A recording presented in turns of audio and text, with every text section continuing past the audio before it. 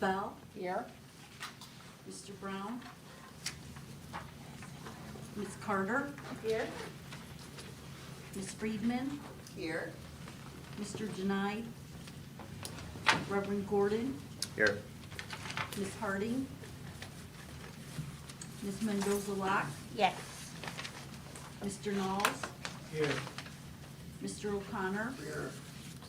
Ms. Rodriguez, Dr. Russell, Here. Mr. Stengel, Here. Major White. Here.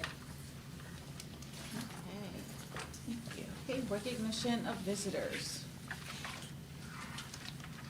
Richard Arnold.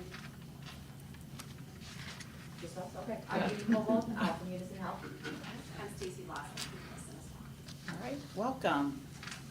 Okay, let's see, we're at number 4 here. To approve the minutes. Sorry, I gotta get back in my group Right. here. Okay, is there a motion to approve the minutes from October 4, 2022? So moved. Second. Okay, any questions? All right, all those in favor? Aye. Those against? Those abstaining? Okay, motion passes. All right, Jenny. Hey everybody, the financial statements start on page 13 this month, and this would be for the month of September. The revenue was, for the month itself, was pretty low. Generally, our levy revenue comes twice a year. We get the main lump and then a little rollback piece, which is about 900,000 in the fall and in the spring. So in September, we only got about 3,500, which is just a teeny tiny little piece of it. We are expecting another 900,000 of the rollback piece for the first half of the year. So the first half of the year, we are expected to be under budget in levy revenue by about $3,000. So pretty close to where we were, what we have budgeted, once that comes through. In the federal and state revenue, we had budgeted for our quarterly allocations to come in, but they didn't actually come until October. So that will catch up when we see our October financial statements. In the expenditures, last month I presented to you that all of them were very far under budget. We did catch up on quite a bit of them, like the grant funded program expenses, for example. Last month I reported to you that a lot of our contracts, because we were at the beginning of the year, were a little bit delayed in us getting the contract out, the contract getting signed, and then the subsequent payment to go out. A lot of that has been addressed and taken care of, so we are much closer to budget than where we were last month. And I would expect that that would continue for the next couple months. And in the month of September, we did have one of our bi-monthly grant payments. So we did have a decrease in net assets of about $4.6 million. On the balance sheet on page 14, you'll see a decrease in the cash for our grant payments. The big decrease there is in accounts receivable. About 1.8 million of that was agency underspending that we collected in September. So agency underspending of last fiscal year 22, that we recorded at the end of the year, and then we recouped those funds in September. And then another 1.2 million of that was revenue that we recorded last fiscal year that we actually received the cash for in September. And at the end of September, our September 30th balance sheet, our non-designated board fund balance then decreased to $18.7 million. Other than that, in the payments on pages 9 through 12, you'll see our grant payments, and you'll also see the remainder of our additional grants that we provided to the agency, the additional allocations, the $1 million that was approved in June. The rest of those funds went out in September. And there is a motion on the bottom of page 8. So moved. Second. Okay, are there any questions? Okay, there's no question. All those in favor? Aye. Those against? Those abstaining? Okay, motion passes. Okay, Phil?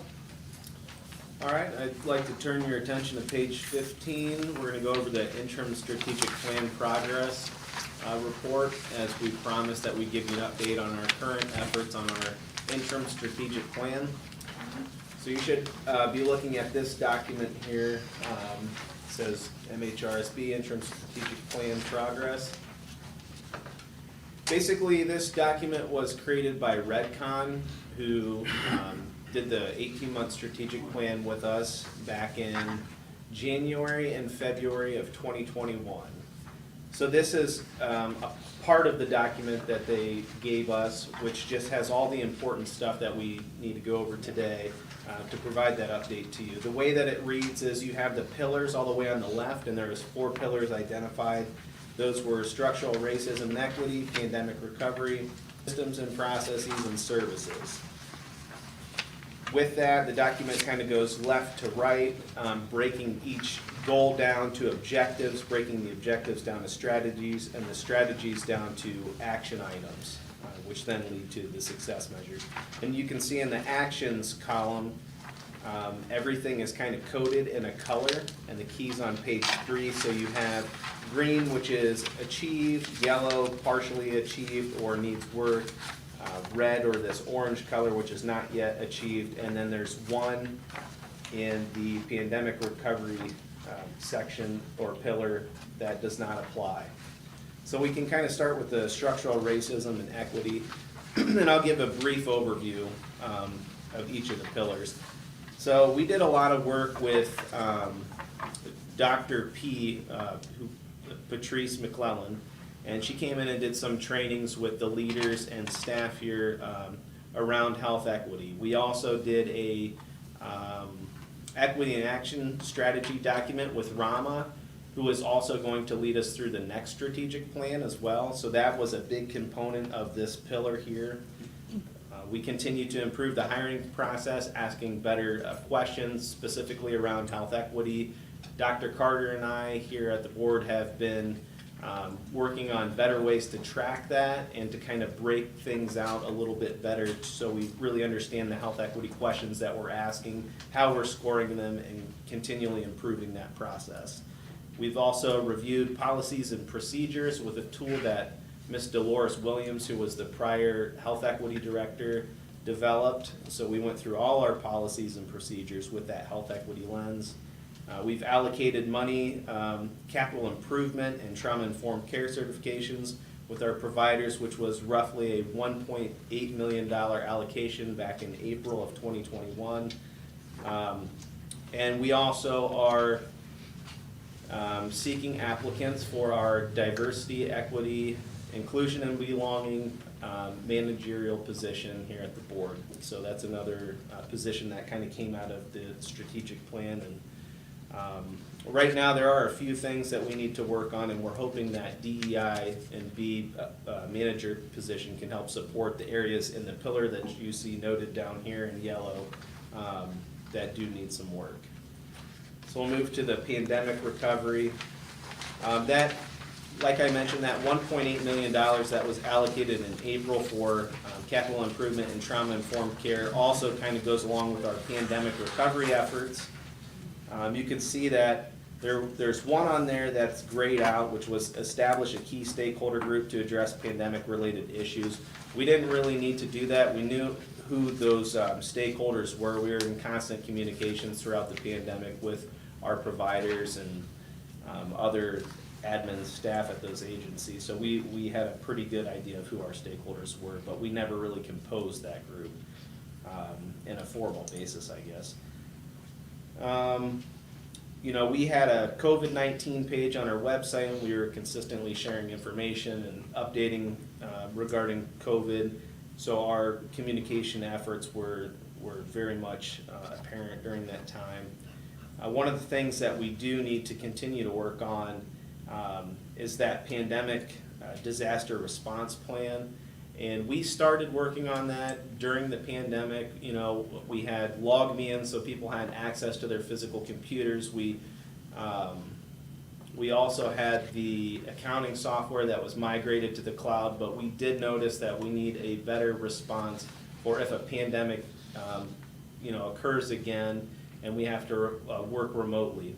So with that, we have the ITP process, which Steve's gonna talk about in a little bit, which is our information transformation process, which will better support a remote office environment, or as we call it, an ROE. We can move to the systems and processes, and that's the third pillar here, and the pillar that needs the most work because we're currently in the discovery phases of the ITP process, which again, Steve will touch on. So you can see there's two elements there that are that reddish orange color that we haven't even started because we are at the infancy phases of that. And the services pillar, that was primarily regarding crisis services. You can see that pretty much everything, every action has been achieved except for the Youth Crisis Stabilization Unit, which there's currently ongoing efforts happening right now with that. So with that said, we've done about 63%. We are 63% complete with the actions that were outlined in this plan, and about 26% are in the initial phase or need work. So that leaves obviously 11% that have not been started, and those are primarily the from the systems and processes pillar. Are there any questions about that? Do we have a date when these are supposed to be completed? So, in the motion, it was from February 2021 through December of 2022, even though it says 18-month strategic plan, that's what the total time was for that. Okay, thank you. Do you see components of this being carried over into the new strategic plan? I am sure there will be a lot of You know a that- lot of connection with that. Yes. Okay. Yep. Yeah, because I'm looking at some of the things that we may not get done or have Correct. gotten started, like the ITP stuff, will get pushed over, pushed into the new strategic plan. Absolutely. So we don't lose it, Yep. We don't lose it. Okay, it's just not good. That was information only. Or don't, okay. One more question. In going through the process, did you discover things that could be addressed in the new strategic plan? I think some elements might get pulled out. I think it was, as you noticed, the ITP Yeah. part that Steve's gonna talk about, really the systems and processes, that was really hard to pull off in 18 months and to do a quality job, so. Yeah, okay. Yeah, I just wondered, how it went. Okay. Yep. Any other questions? Is there an example that you can readily share with us about the work that you and the doctor have performed on better addressing information we need or questions to ask?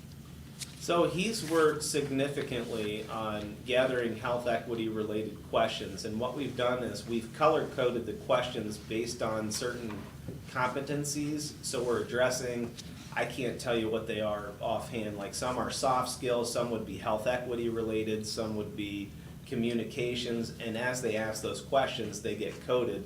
So we can basically get some more qualitative information on the questions that we're asking.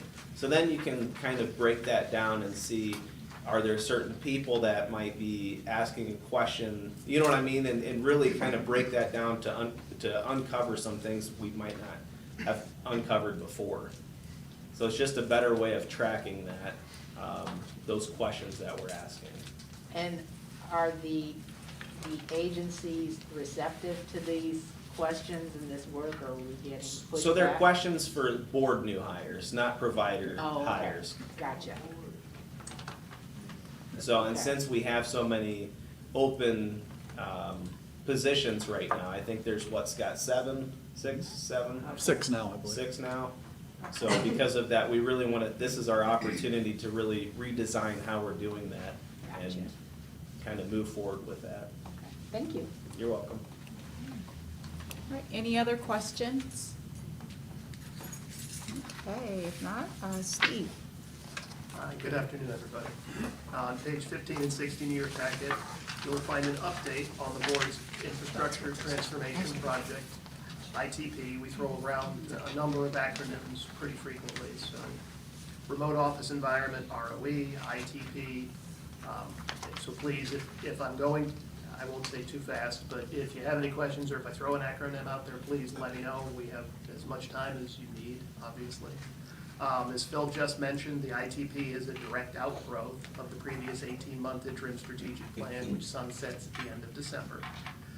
It incorporates, actually, the ITP is, as a direct outgrowth, incorporates and addresses two of the four core pillars of the ISP, or interim strategic plan. See, there'd be another acronym, right? In its overall design.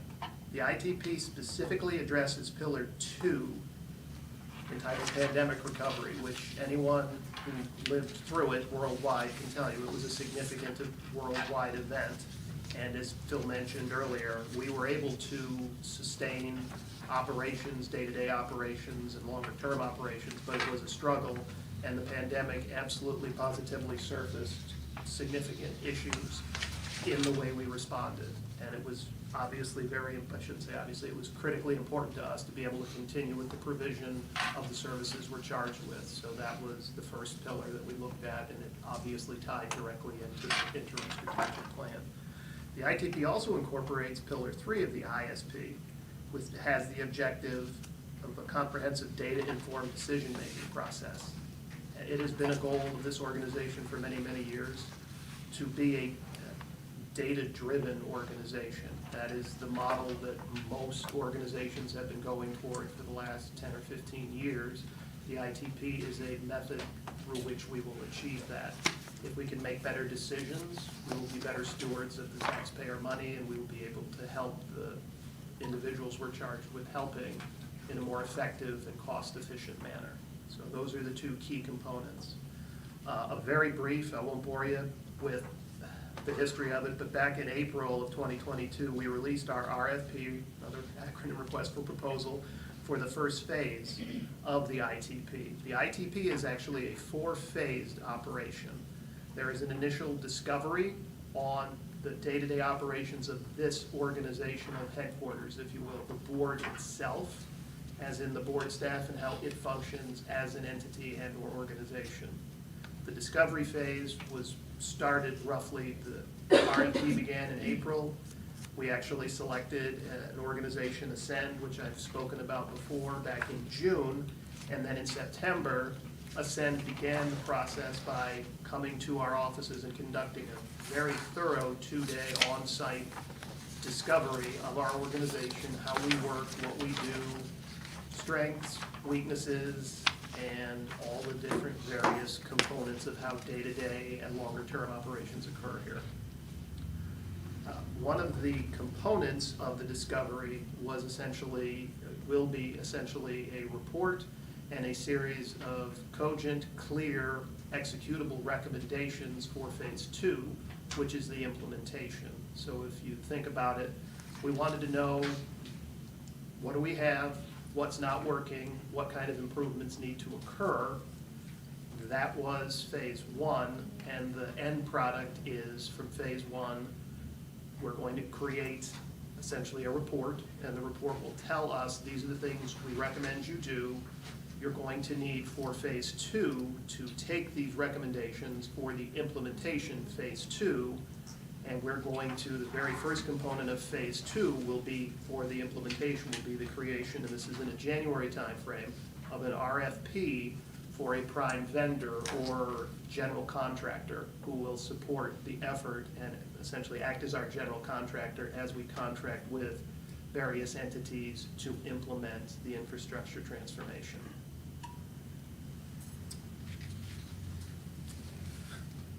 Phase 2 should begin in January, as I said, and it will most likely be a 3 to 6 month process depending on implementation, timelines, rollout.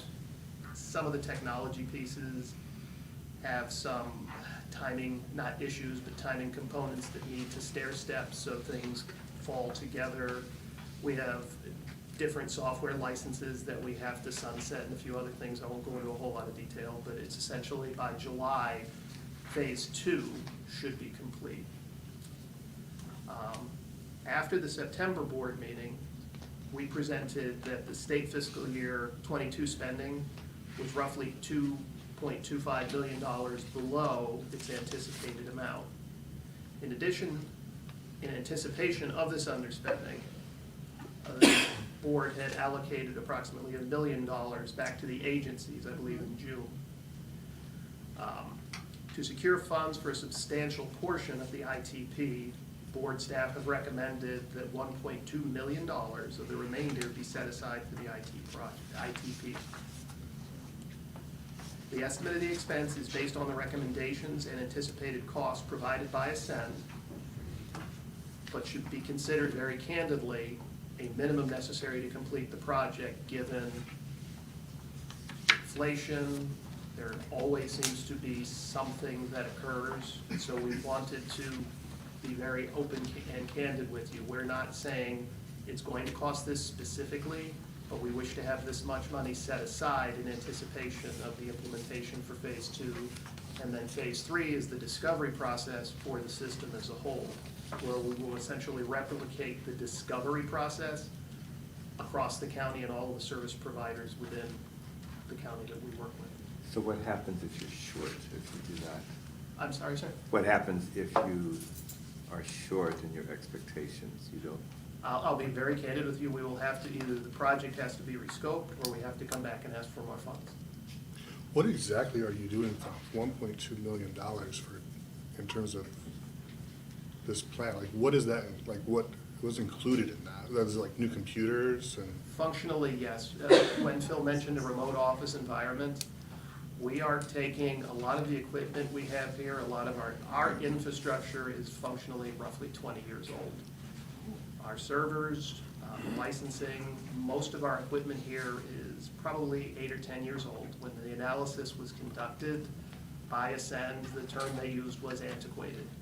Our typical investment in infrastructure for technology, and this is all infrastructure, from our phone system to any of the literally automation that supports what we're doing. Literally for licensing and internet access, et cetera, we're going to take what we have here, and everything, for want of a better term, everything will simply go to a cloud. And it will be, when I say remote office environment, we are anticipating that if we were forced again to not work from this location, if we had to simply be remote again, we will be essentially locationally independent. Everything will be hosted securely off-site. Every employee will have automation to support their activities. So if they're working here, if they're working wherever they are, it will be essentially the same model. And as we go with that, there are significant licensing costs and the automation to support that. Steve, Yes. you say licensing costs, but you really mean software development. Yes. Okay, so it's just not, it is buying off the shelf Oh, most yeah. likely, but then the adaptation and implementation Correct. of the software is where the real expense is at. There is Absolutely. And that tremendous- includes, you know, that includes revamping our entire way of we do business. How do we integrate the data that we're able to get and the conversations and the documents and everything into a decision-making platform that is accessible to board staff and some out-facing information, anywhere, anytime. That was the goal of or that was the strategic goal in the 2017 strategic plan. And the expenses related to this project has always been honestly a hindrance, right? Yes. Well, we have a window of being able to at least partially fund this priority. And my sense is it'll be a substantive part, but now's our window. If we're gonna do this, if we're gonna carry out the priority that you all established, here's an opportunity to do that. So, my question is, how do you not fund it all? How do you partially fund it and, Yeah, that's, and I don't, not be able to achieve your. So we don't know yet, right? We don't know the total cost. And we don't know what the future's gonna look like in relation to the financing of the system.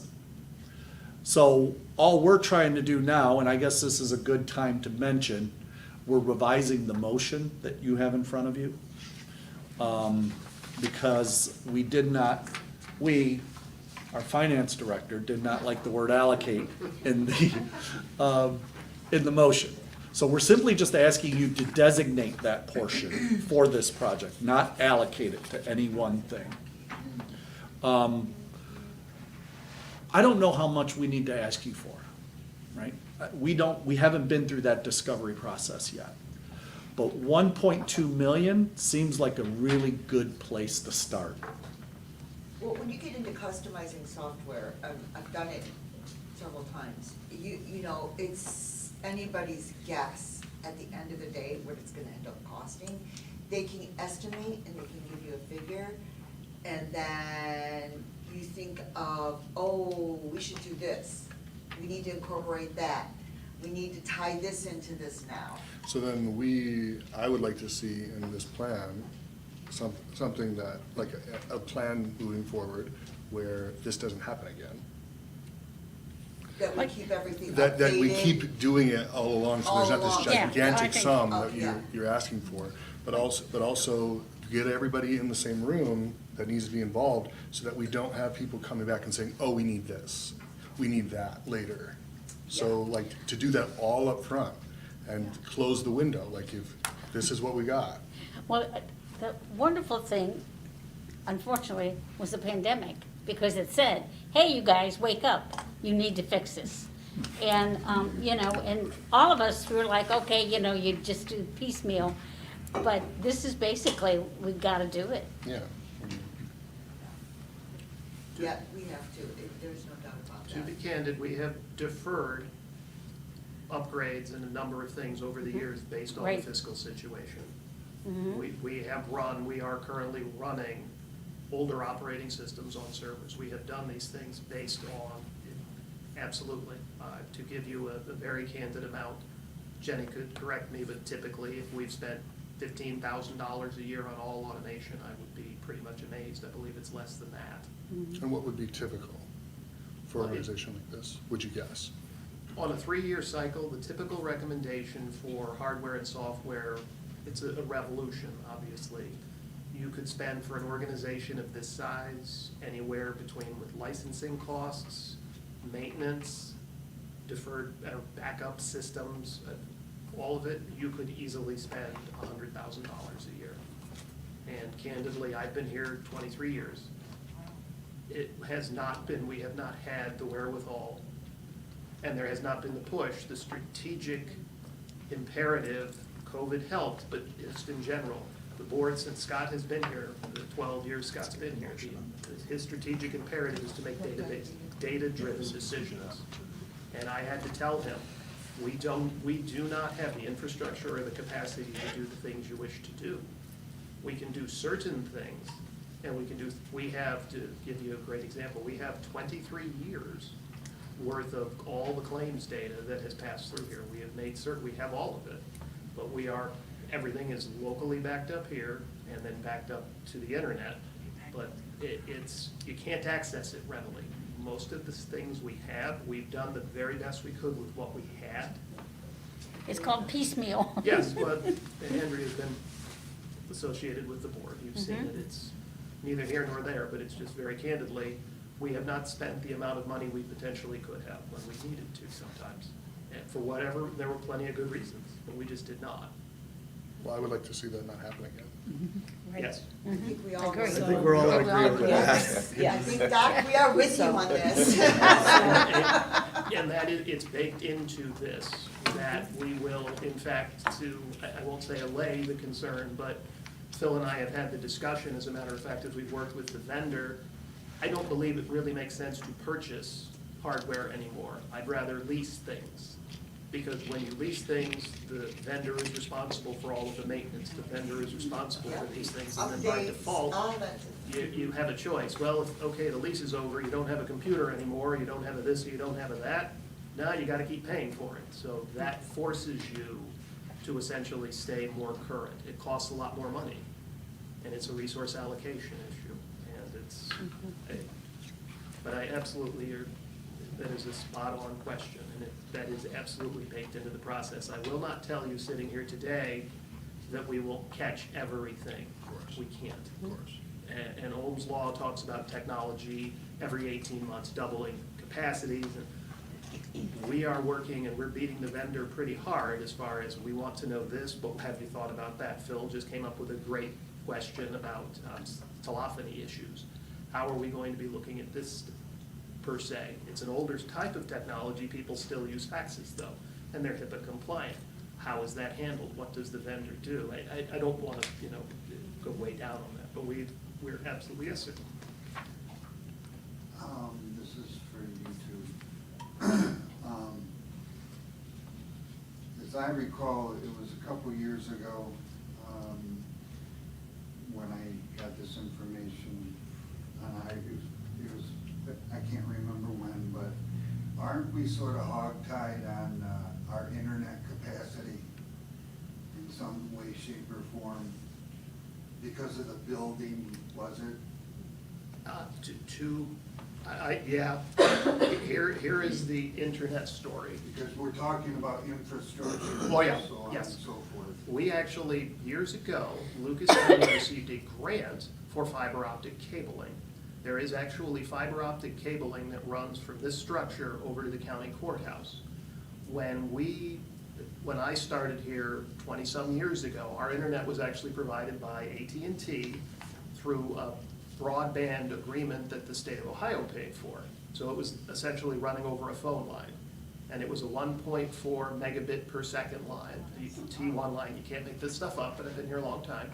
And it functioned. It was for what we were doing, and we decided, the state, with about 3 months' notice, said, we're not doing this anymore. You're not gonna have this as an access point.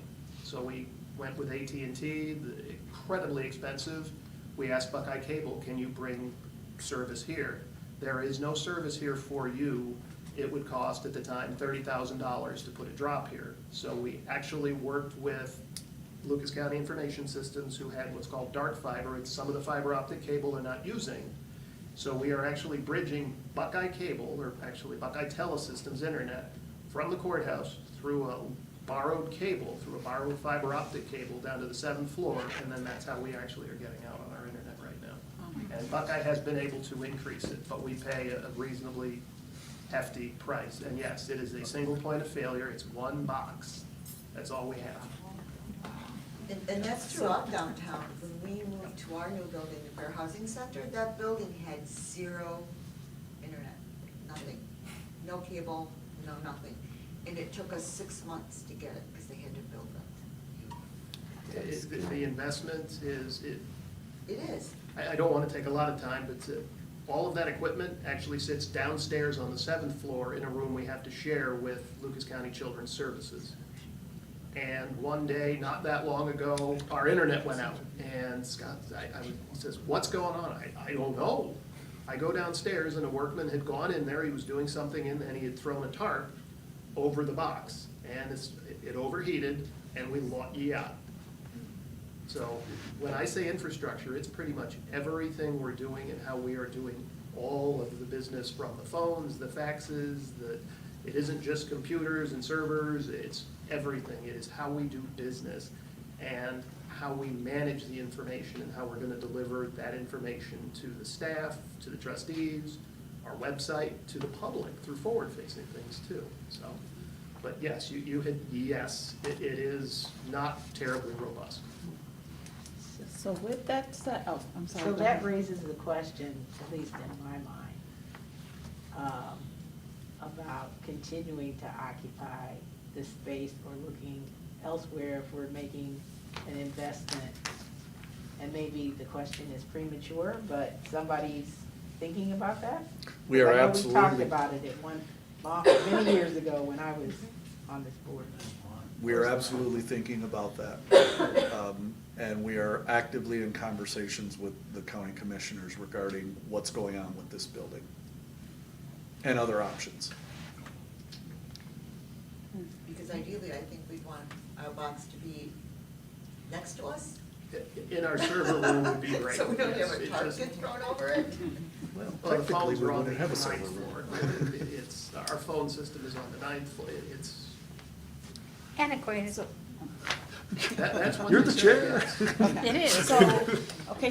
So board staff is recommending, the following motion. So here's the updated motion. It says the Mental Health and Recovery Services Board of Lucas County designates 1.2 million from its undesignated fund balance for the infrastructure transformation project, or ITP. So that is the updated, motion that was given, so it's not the same, that, it's not that one. This is the one that was, that Scott was talking about, that was redone, so. Could you read that again? Okay, the mental health, sorry, I can't talk today. The Mental Health and Recovery Services Board of Lucas County designates $1.2 million from its undesignated fund balance for the infrastructure transformation project. So is there a motion to approve? I so second. Second. Okay, any other questions? We're all excited. Andrea, did you have a Second. question? Okay. Okay. All right, so all those in favor? Aye. Those against? Those abstaining? All right, motion passes. Good job, guys. All right, and then we are back to Jenny. Hey everybody, I'm on page 16. This is your monthly, bi-weekly, whatever you want to call it, update on SOAR. This should hopefully be the last one. We're hoping to clear it up, get it set for this fiscal year that we're in, and it will be set going forward. So, a quick recap. Last year, meaning federal fiscal year 22 that ended at the end of September, we got roughly $3.3 million plus another $924,000. This year that we're currently in, that started in October, we're only getting $3.3 million.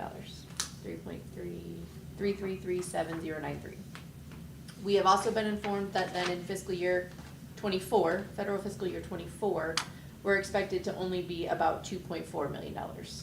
So we as board staff had to take a look at the programs that we were funding, since we are $900,000 less than we were getting last year, and determine what we wanted to do going forward. So internally, we had many discussions about what our priorities should be for these funds. What do we want to actually accomplish with these funds, so that we could take a hard look at the programs that we're funding and see what we want to do going forward. We looked at our strategic planning, our strategic framework. We looked at our priority outcomes framework. We also looked at the priorities that Ohio Moss set with these funds. So these are actual federal funds, and the intent of the funds is to reduce unintentional drug overdose deaths.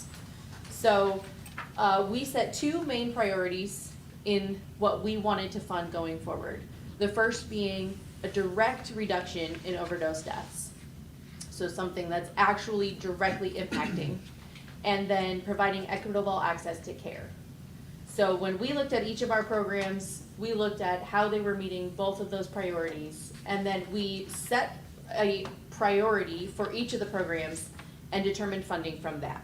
On page 17, I'm going to direct you to that, and then I'm going to kind of go through how we determined what priority they were, and then the amount that we wanted to fund for them. So in priority 1, we have Ohio Guidestone's PDL expansion, which is Project Direct Link, which is the Vivitrol shots in the jail project. And Toledo Lucas County Health Department's NOS program, Northwest Ohio Syringe Services Program. These two programs we felt met both of our priorities. So it is a direct reduction in overdose deaths, along with providing equitable access to care. And on those two, in our top priority, we really didn't want to cut funding at all if we could help it, since they were our #1 priority.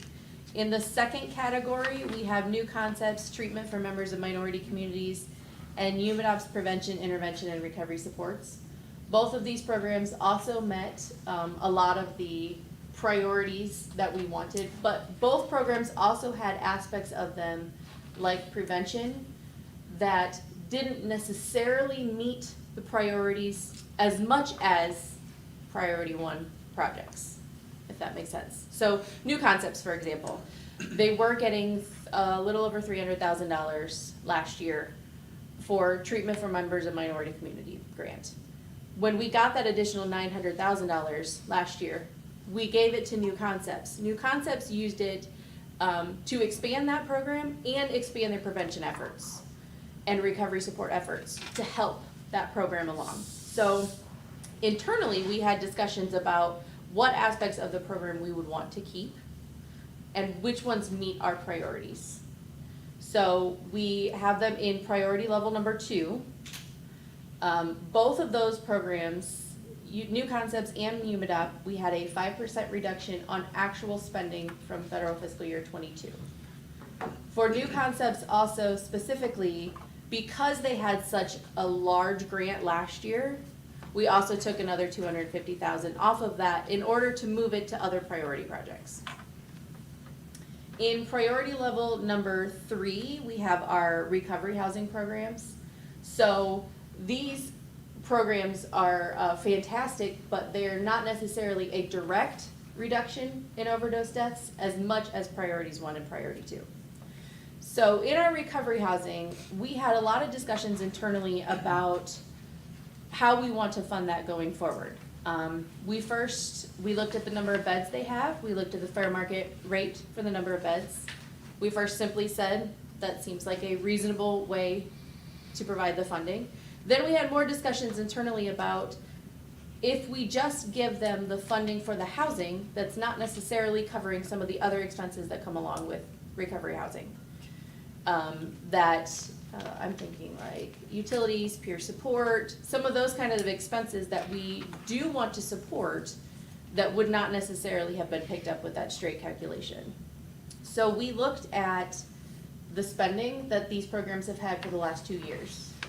And when we determined amounts to allocate for this year, we did an average of the 2-year spending. So we looked at what they spent in federal fiscal year 21, what they actually spent in federal fiscal year 22, and that is the amount that we have in there to fund for federal fiscal year 23, with one exception.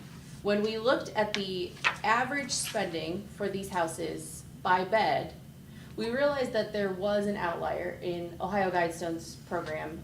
They were spending quite a bit more than the other programs. So we brought them down to kind of put them closer to the other recovery housing programs. And I will note on Zeph's recovery housing, it was previously 4 different recovery housing programs that we are just combining into one. And we are proposing to combine into one for federal fiscal year 23.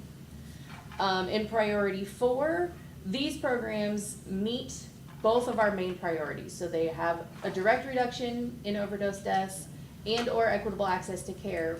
But we believe that these programs also have access to other outside funding, other revenues. So they have the ability to be more self-sustaining than some of our other higher level priority programs. Those we have in at a 7% reduction from actual federal fiscal year 22 spending.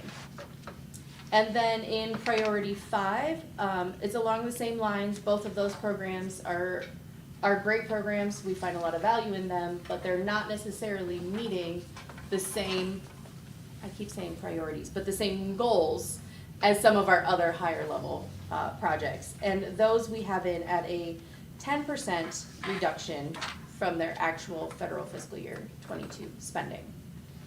And those reductions are in order to help us use the funds for our level 1 and level 2 programs. I'm going to stop there for a second and ask if anyone has questions. That's part 1.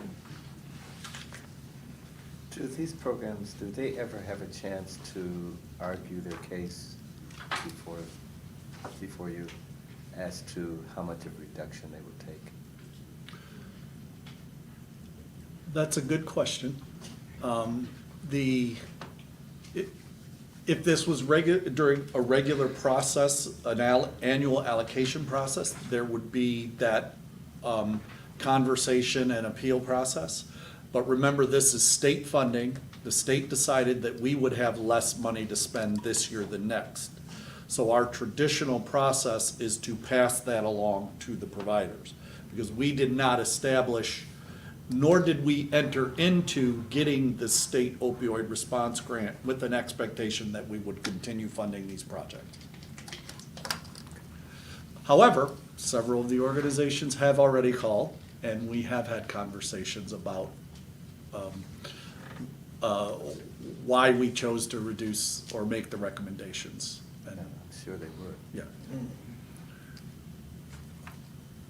Okay, so along with that, because we are getting two sources of funds from Ohio Moss, we had to also break out if it's going to be SOAR 2.0 no-cost extension funds or SOS 3.0.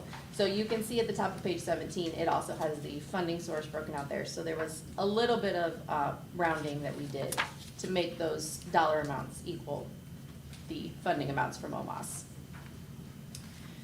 So if you will remember, I'm gonna take you back now to the end of September. We came before you and we said, hey, listen, we don't know what our funding is gonna be for next year. Ohio Moss has said, go ahead and continue to spend what you have left. That is the motion that you approved last month, essentially for our agencies to continue spending. We communicated with them that they could spend into October what they had been spending. Along these discussions, Ohio Moss, it was clear to us from Ohio Moss that there is not additional funds for October, but in fact, this 3.3 million that we're getting, that's coming out of it. So anything really that was spent in October is coming off of this 3.3 million that we're allocating. So we have a motion there at the, on page 17, the first motion is essentially for us to rescind what you approved last month, and then we're gonna start fresh. Because it just doesn't make sense to do separate contracts just for the month of October for amounts that we didn't know. And truth be told, this motion was very fluid anyways, because we were trying to just get the agencies to continue doing their programs. So this is essentially a cleanup. So we're rescinding what you approved last month at the October 18th board meeting. And then at the bottom of page 17, all the way through page 19, are motions to approve for federal fiscal year 23 funding. And it would be retroactive to September 30th. Can you do it all at once? Okay. Yes, you can do Because them it's all. like, So is any agency, all right. Can we get the motions on the table oh, yeah, first? sure. All right, so, okay. Is there a second? Okay. Any questions? Okay, so is any agency, at the end of the day, going to consider itself harmed by the fact that we said one thing last month through October and are now saying something else? It's changing what we told them for October. Is my question clear? Does it make sense? It is absolutely clear, because we looked at that when we looked at the funding. So of course, I put into a spreadsheet, what I expected them all to spend in October. None of their allocations are less than that. So it's not like they're out the money they've spent in October. Okay. And many of the programs are, like the recovery housing, for example, it's the average of what they've spent the last 2 years. So what they spent in October is probably what they're gonna spend the rest of the year anyways. And they were aware that all this was going on, so. Yeah, was I there mean, pretty- it's messy and I hate it, but it's the situation that we're in Mhm. and And they knew it was coming, I mean, they knew this was Right. the promised money. yes. Yeah. All right. Okay, any other questions? All right. All those in favor? Aye. Those against? All right, those abstaining? Okay. All those motions pass. Okay. Which brings us then to open session. Richard?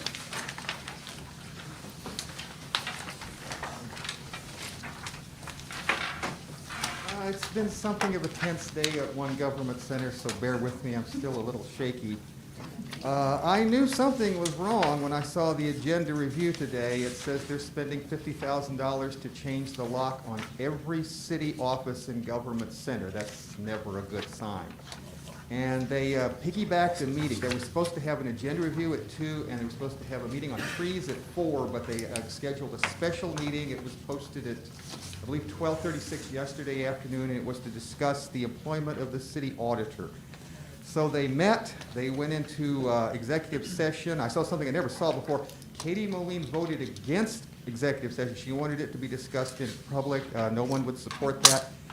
They went into executive session for an hour and a half. They actually had Toledo Police guarding the front door. Now, I want to be clear about this. They always have police at their meetings. They're there to discuss various issues, and they're wearing their office attire. These were police officers with clubs and tasers and radios and everything else, and they guarded the door for the entire meeting. After an hour and a half, they came out, and this is what they said. They will suspend for 30 days John DeSantis, I'm probably mispronouncing his name, John DeSantis, pending an investigation. And then it got pretty ugly, and Nick Comide said he was tired of the leadership of Mr. Doug Cherry. He called for, and he got a vote. There were 10 members present. 7 voted to keep Cherry, 3 voted against him, Comides, Hobbs, and Moline. But of the 6 that voted for it, there was a long pause during the vote. It's as clear as it could be that it's a very divided council right now. So where it stands right now is they were supposed to have a meeting tomorrow, community development, that's been canceled. They do have one scheduled, I believe, neighborhoods on Thursday afternoon. I'll try and find that out. But I mean, everything was pushed back for this meeting. It was very unpleasant. It was as unpleasant as anything I've ever seen at City Council. Among the many, many items that they had on agenda review that they needed to discuss was we need to buy the new breathing apparatuses for our fire department because the ones that we're using, they stopped making them 8 years ago. They can no longer get replacement parts, and so they need to spend $3.2 million immediately to get those for our firefighters. There was a long agenda, so they were on break when I left to come to this meeting. I would assume it will be on Channel 13 tonight. They were there. It'll be on the Blade tomorrow. But it was a very unpleasant day at City Council. On a lighter note, at County Commissioners this morning, they did have Deb Flores and some of her ZEF Center people there. They recognized their efforts with the Safety Net program. This is the Runaway program, which this board funds. And Deb told some stories of the people that they've helped, and they issued a proclamation on their good work. So, as I said, it's a strange day at One Government Center. I'll see what else I can find out. Thank you. Thank you, Richard. Thank you. Anybody else? Open session. Okay. Going once, going twice. Okay, meeting's adjourned. Thank you. Thank you, everybody.